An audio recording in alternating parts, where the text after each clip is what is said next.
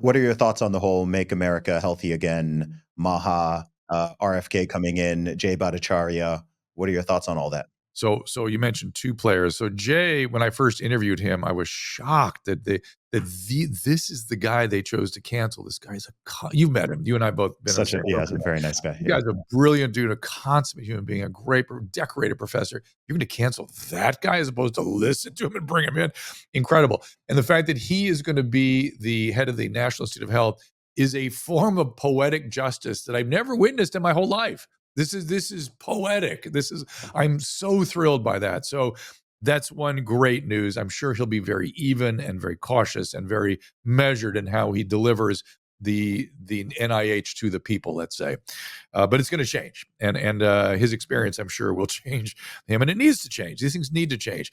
On the RFK side, I got involved with his campaign early. And my wife was a big enthusiast for him. And although I never formally, well, I guess I did finally endorse him for president the day before he threw into the Trump campaign.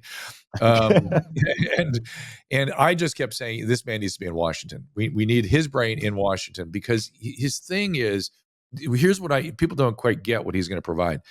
He is an expert at taking, um, what's the word I'm looking for?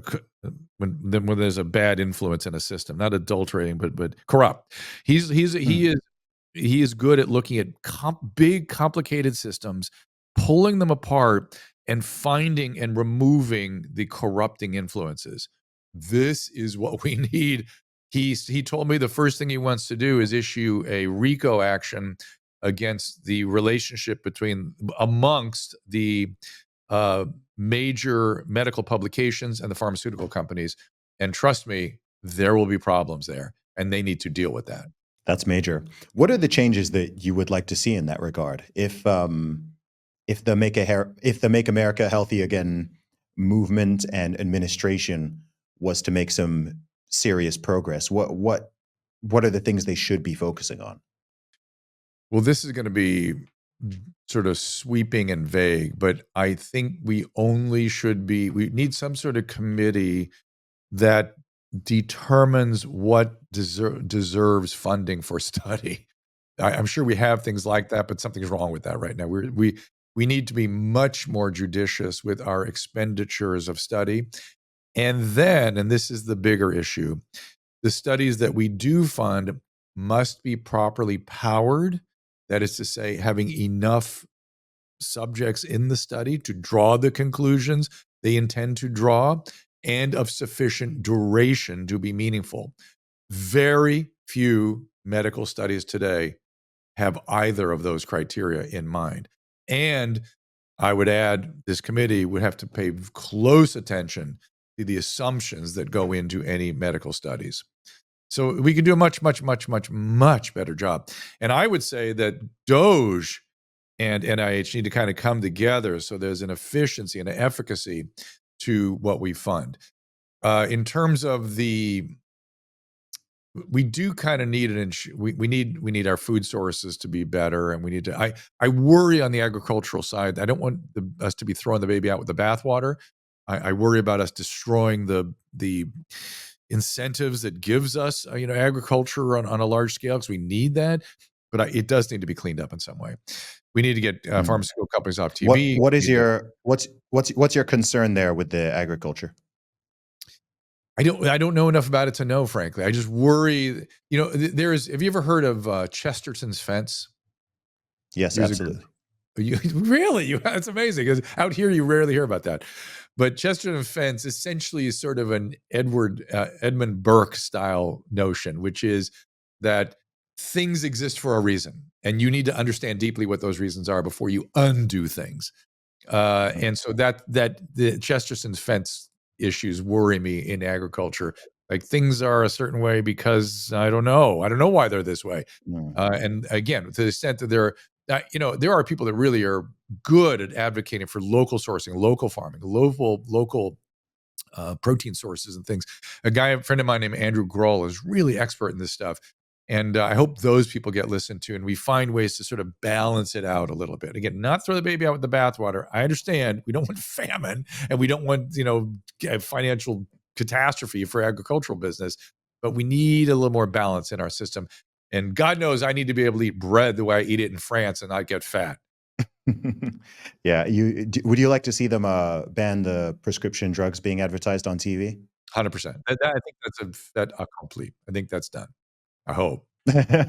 What are your thoughts on you touched on the changing media landscape, but I think it's fair to say that we're now at a stage where alternative media, for lack of a better term, has Mm. become the mainstream media. I Yes. think it's Yes. now more influential than the TV and the old school radio. So, how do Yeah. you see that affecting things over, say, the next decade? I don't know. You probably have a bet because you're younger. When you get older, it's harder to sort of see this stuff. Like I've got a son that's deeply into this stuff, and he sees stuff I just don't see. And so for me, it's hard. I know I'm pretty good at sort of moving with things as they change, and so I'll hope to be a part of it. I mean, look, I rolled out of bed into my home studio. I do television out of my home. This is so weird. I mean, I can reach the world, my kid's playroom, which is what I'm in right now, and that to me is the oddest, most incredible thing. But it's meaningful. It means something. Now, what does it mean, and where is it going? I'm not sure. But again, my goal is because of what you put your finger on earlier about my experience of the human condition. I feel like I need to crawl in and share it wherever I can because you're going to lose people like me eventually, and you want us to be in there talking about these things. One thing that I find really fascinating, and I don't know exactly what it means, but I'm so intrigued by the fact that all people around the world, regardless of age, regardless of background, regardless of socioeconomic status, I'd even say it's not even tied to political orientation. All people of good mind and good heart who are truth seekers are all finding each other. And that's never happened before in history. So, I mean, the fact that we are connected. There's nothing you can say never happened before, too. No, I don't believe it. no, it's never Maybe happened the before because scale, maybe the the scale across. technology didn't exist. Yeah, I was gonna say, I'll give it to you on this scale across, Yeah. across oceans and things. Yes, I agree. You're in California right now, right? Yeah, yeah, yeah. I'm in Dubai. We're having a Crazy, real-time conversation that's gonna be crazy. beamed out and gonna be millions of people around the world, if they want to, can just click a link and they can tune into it. That's never happened before. Even 20 years ago, it wasn't possible. I changed planes in Dubai once, and I'm fascinated by that city. I wanna come visit you so badly. You stand by. Ah, I'm gonna show up at your doorstep. So, oh, please do, man. There's direct flights. It's a very long flight from LA, but it is direct. I've done it. I know it. I've done it. But to your point, I mean, one of the great thrills for me was what we did I've been very privileged to have a couple more experiences like that. But the first one for me was really us in Canada when I met you and I met Jay Bhattacharya and I saw Peter McCullough. Actually, I don't think met Peter before that, and it was so thrilling to meet you guys and to hear you speak and to be a part of something. So I agree with you. And the craziest thing about it, you know this as well as I do. Have you met anyone in these amongst these travels you're talking about that didn't have a clear heart, that didn't intend the best for people, that wasn't doing their best to try to make sense of things for people, right? Every single person. Mhm. Yeah, that's what's unifying everyone, and that's what's so amazing about it. Well, and yet this is the group they choose to cancel. This is the group they want to go after. To me, it's just mind-boggling. I don't know what that. I read an article once that said that that's just how these things work. Essentially, that's who you want to go after, the people that pose the biggest threat, the ones that people might listen to. So, okay, well, here we are. Yeah, I think you just explained it. I mean, there's a transition that is going on. There's a transition going on from the legacy media to new media to podcasts to, I mean, the next presidential debate in when would that be? 2028. I mean, I'd probably wager some money that that is going to take place on a podcast rather than Oh yeah, on for sure, a for CNN or sure. an I, MSNBC. I completely agree with you, or at least in addition to those outlets on a podcast. Today's episode is brought to you by Sam Broza, the best way to get your 8 hours of rest. I met the owners of the company while they were on tour with Tucker Carlson, and their nighttime syrup has been a game changer for me. It's really effective to get your quality rest at night. Sambrosa contains a natural base of 7 organic herbs, honey, and a small amount of antihistamine. It's effective and soothing with no harsh chemicals, no high fructose corn syrup, no artificial colors or dyes, and it helps with nighttime allergies. Sambrosa is a family-owned company who share my values of faith, freedom, and integrity.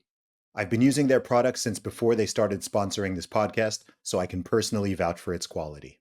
My listeners can try Sambrosa today and get 10% off by going to sambrosa.com/Zuby10. That's SAMBROSA.com/Zuby10 for 10% off. Try Sambrosa and wake up ready to embrace life's opportunities.